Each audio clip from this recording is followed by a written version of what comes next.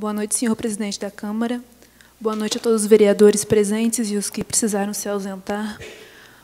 Boa noite aos demais presentes aqui nessa plateia, principalmente as mulheres maravilhosas que estão aqui e que se apresentaram, trouxeram a arte de vocês. Também sou musicista, sou violinista e estou muito feliz com a participação de vocês aqui, muito grata pela música. Permita que eu me apresente. Eu me chamo Elaine Dionísio, eu sou sambentense, eu sou feminista, advogada e ativista de direitos humanos. Nesta noite, eu estou aqui como porta-voz do coletivo feminista Mulheres em Movimento, do qual eu sou cofundadora com muito orgulho. Antes de eu iniciar a minha fala, eu preciso fazer alguns agradecimentos pessoais. O meu primeiro agradecimento ao vereador César Godoy, quem me abriu a oportunidade de estar aqui hoje, que é entusiasta da causa e de forma muito entusiasta me abriu essa tribuna. O meu segundo agradecimento é a minha mãe, que está aqui hoje, e eu preciso reconhecer tantas e tantas vezes que a minha mãe abdicou de si, dos próprios sonhos, em prol das filhas e do seu marido. Porque é isso que a sociedade exige de toda mulher, que abdique de si em prol da família, para ser considerada uma mulher de valor. Mãe, eu quero te falar essa noite que a minha luta pessoal é para que as mulheres de São Bento do Sul e do Brasil não tenham mais que abdicar dos seus próprios sonhos em prol da família, em prol dos filhos, para serem consideradas mulheres de valor. A gente precisa valorizar os sonhos de cada mulher e fazer ecoar as suas vontades, os seus sonhos e os seus projetos de vida. Eu tenho mais um agradecimento pessoal a fazer, porque sem elas eu não estaria aqui. Como eu já disse, eu sou a cofundadora do coletivo feminista Mulheres em Movimento, aqui da cidade de São Bento do Sul. E eu quero agradecer a convivência que eu tenho com vocês, mulheres maravilhosas, que me fazem crescer tanto e que me deixam tão feliz de poder estar com vocês todos os dias, convivendo, crescendo e ecoando toda a nossa voz e os nossos direitos que precisam ser debatidos e começar a serem realmente levados em conta. Eu preciso fazer uma nota em nome do coletivo, porque é com certa tristeza que eu venho falar hoje nessa tribuna, porque a gente fala para um legislativo sem representatividade feminina, também sem representatividade negra, também sem representatividade indígena e também sem representatividade da comunidade LGBT tão hostilizada aqui nessa cidade. A gente precisa fazer uma reflexão do porquê esse legislativo não tem essa representatividade. Embora essa Câmara seja formada por senhores muito distintos, nós não temos uma representatividade completa. Então, precisamos fazer essa reflexão a partir de agora. Pois bem, o discurso que eu vou tecer a partir de agora, ele não é só meu. Ele foi tecido dentro do nosso coletivo por mulheres brilhantes. Então, eu carrego o peso aqui neste microfone de não falar só por mim. Eu falo por diversas mulheres, por diversas feministas aqui nessa cidade. Eu não estou sozinha, eu tenho certeza que eu vou ecoar a voz de muitas pessoas, de muitas mulheres aqui hoje. Tamanha a minha responsabilidade. Pois bem, o coletivo vem a essa Câmara num momento muito oportuno. Nós estamos terminando a campanha da ONU de 16 dias de ativismo pelos direitos da mulher. É uma campanha que visa combater a violência contra a mulher e a violência de gênero ainda muito arraigada no Brasil. É por isso que esse momento é muito importante e é por isso que o coletivo pediu a palavra aqui nessa tribuna.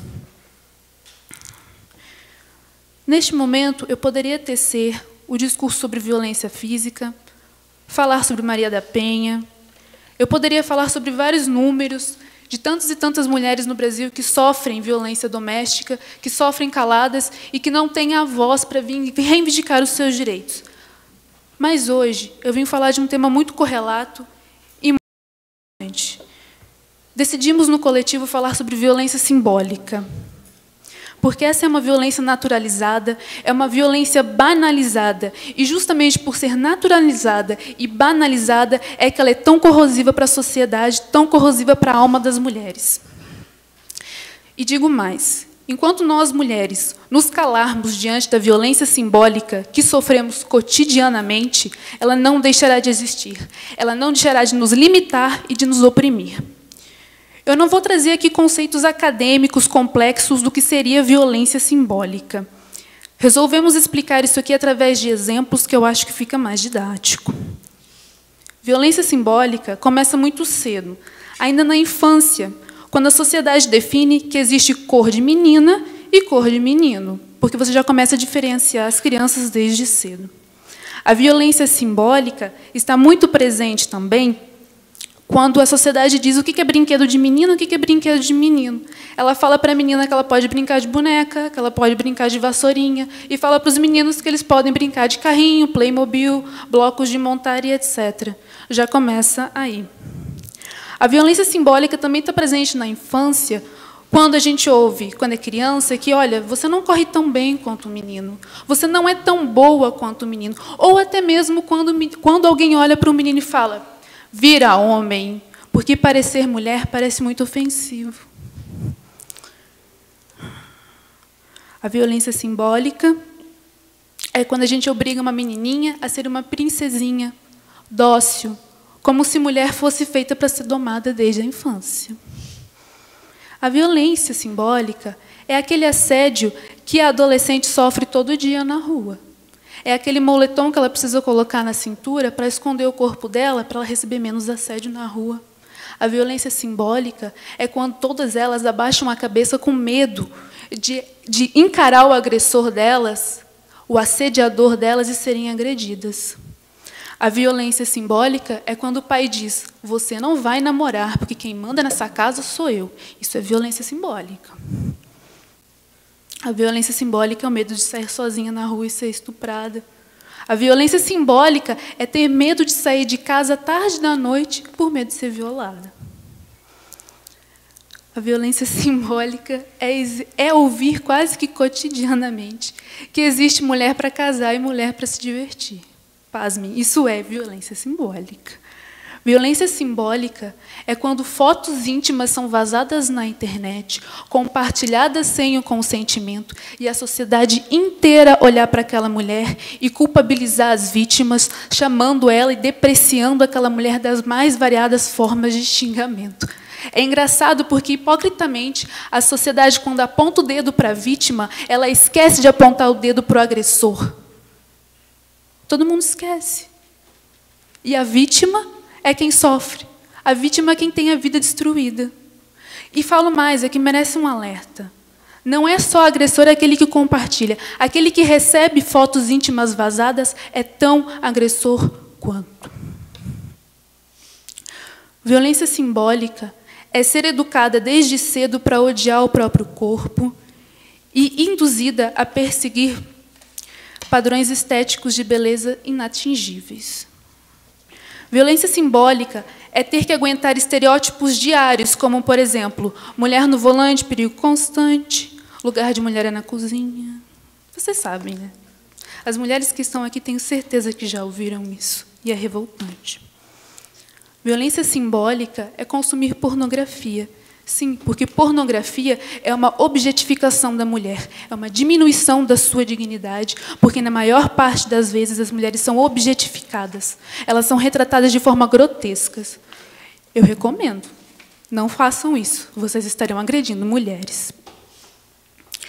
Violência simbólica é viver numa sociedade hipócrita, em que você não pode exercer a sua sexualidade de forma livre, porque você vai ser taxada das mais diversas formas de xingamento.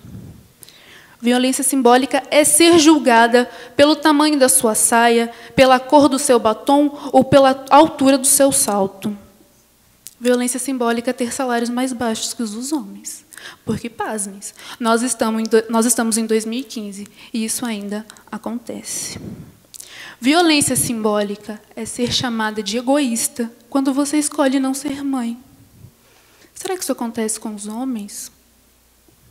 Aliás, Falando em maternidade, violência simbólica pode se tornar violência física quando pensamos na violência obstétrica. Nesse ponto, vale a ressalva, a Câmara foi muito bem quando aprovou a lei de doulas aqui na cidade.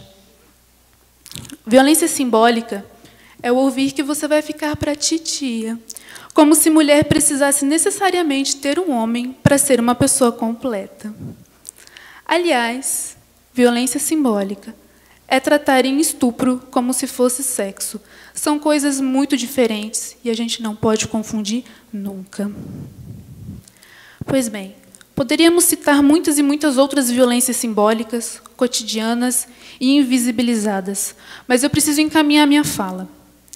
A grande crueldade da sociedade com as mulheres é que ela socializa as mulheres através dessas violências simbólicas. Todo dia limitando a nossa liberdade de alguma forma, todo dia nos possibilitando, nos falando, aliás, nos possibilitando não, nos falando que o espaço público não é o nosso lugar. Já se perguntaram o motivo pelo qual não termos sequer uma vereadora nessa casa? Não é que as mulheres não queiram, é que, de uma forma inconsciente, talvez, a sociedade diz às mulheres que o espaço público não é o seu lugar. Aliás, a sociedade diz de forma muito persuasiva, simbólica e disfarçadamente que o lugar de mulher não é no local público, nem num cargo de poder, nem com voz ativa. Vocês duvidam? O que dizer de todas as buzinadas que eu já ouvi na rua? Porque a vontade que dá é de abaixar a cabeça e apressar o passo para chegar logo no meu destino, porque o que a sociedade me diz quando eu sou assediada na rua é que, olha, o espaço público é hostil demais para você.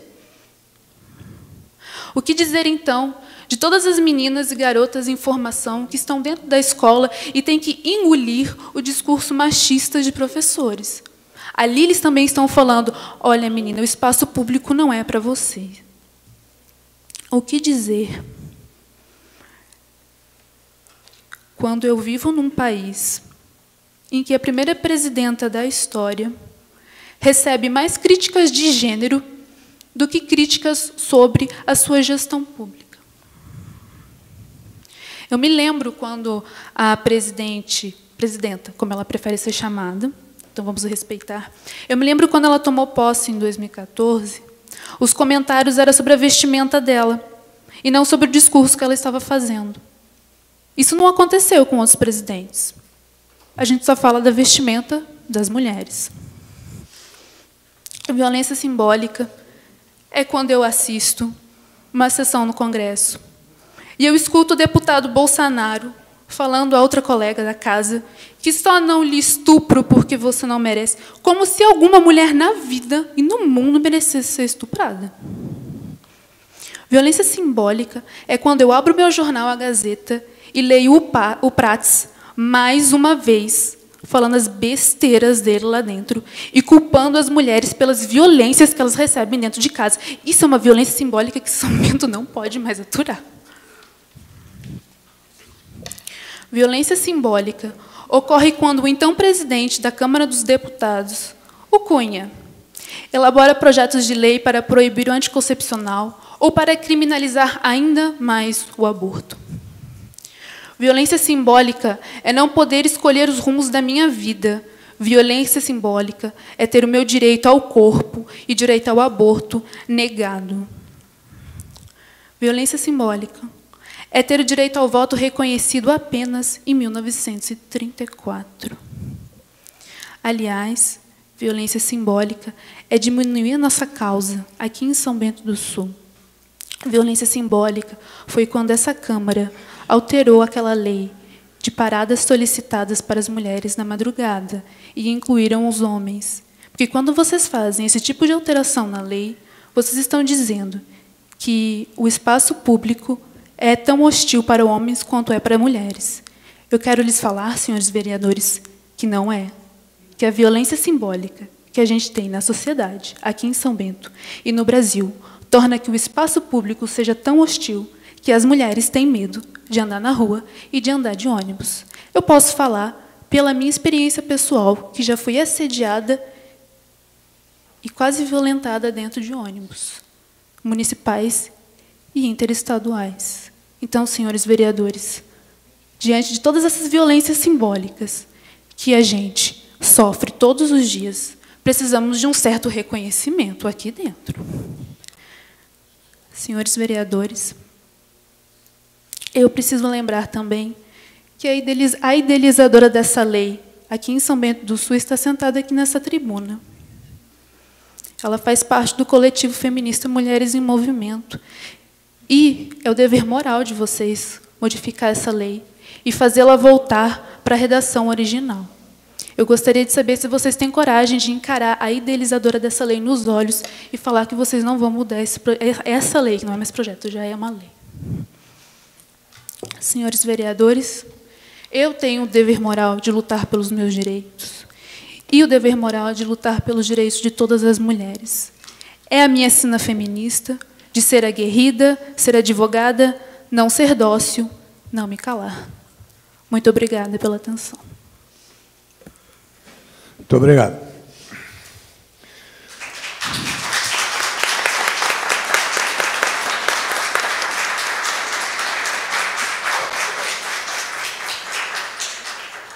Dando sequência, palavra livre, com a retirada do vereador César Godoy, da palavra livre, 4 vereadores inscritos na palavra livre. Vamos conceder 5 minutos para cada vereador. Solicito ao secretário, Cláudio Mar, para o sorteio do primeiro vereador inscrito na palavra livre.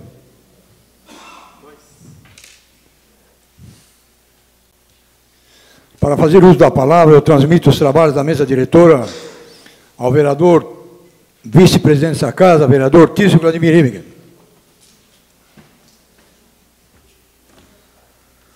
Dentro do momento da palavra livre, estendo o tempo de 5 minutos ao vereador presidente dessa casa, Edmar Geraldo Salomão, para suas considerações.